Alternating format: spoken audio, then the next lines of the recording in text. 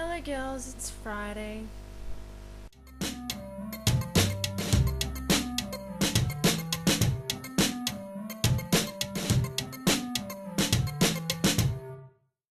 I think I would be way more enthused about the fact that it's Friday if it wasn't for the fact that I have like 3 assignments to do this weekend.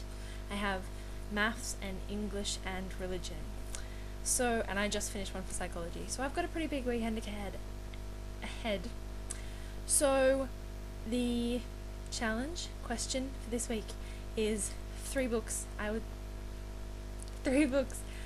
save if all the books in the world except for my 3 books that I pick were being burnt, like in Fahrenheit 451. So my first thought was like, well, the Bible, because I'm a Christian, but then I thought that that's really, really unfair to other religions that I get to say I save the Bible, but their holy books don't get to be saved.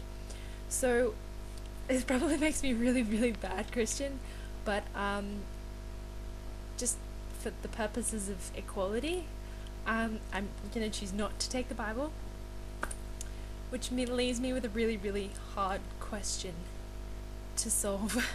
I think I would take Shakespeare because I think he had a lot to offer. He did both poems and plays, and his plays incorporated both comedy and tragedy, and sometimes both, and his poems would incorporate those ideas too, and also talk about love and romance, and also you see a lot of like you read Shakespeare now, and I know I was reading in school and people are like, oh, that's so cliched. It's like, well, actually it's not. That's what created the cliche, and I think that those aspects of history as well as enjoyment of literature is really, really important. I'm looking to my bookshelf for inspiration.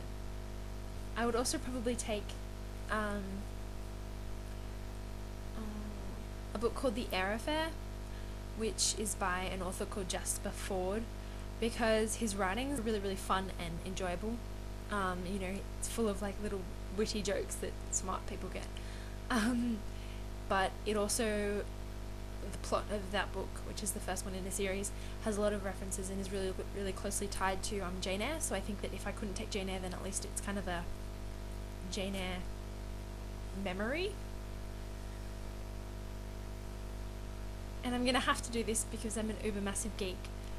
I'm kind of so disappointed in myself, as much as I love Harry Potter, that I'm picking Harry Potter, because I think that the world of books has so much to offer, but I also think that Harry Potter has so much to offer.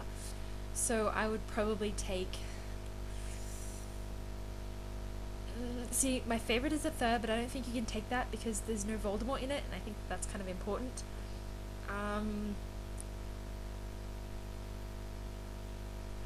Yeah, I'll take the 5th. So I would pick Harry Potter because I think that they have really important elements, and I think that it would be really good for little kids and for big grown-ups. So those are my books.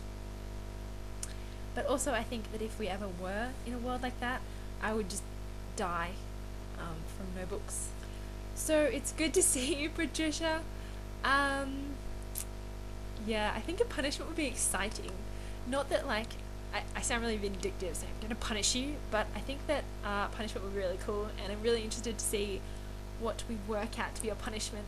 First punishment, because it's the first punishment, and it's also in like the first month, which we agreed was like a testing month, so it probably won't be too hard. I'm just excited to see a punishment in action, and not being the victim of it myself is kind of a positive.